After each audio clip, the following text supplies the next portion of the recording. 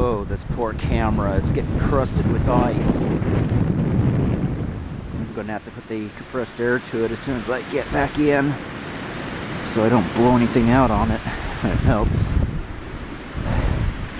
Needless to say, it's nasty out here.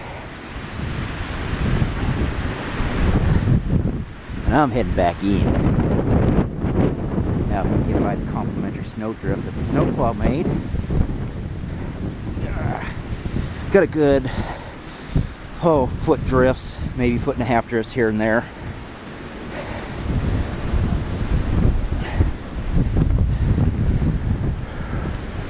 Rancho Stephanie is looking a bit wind bit, but it's holding up in one piece, staying nice, cozy, warm inside.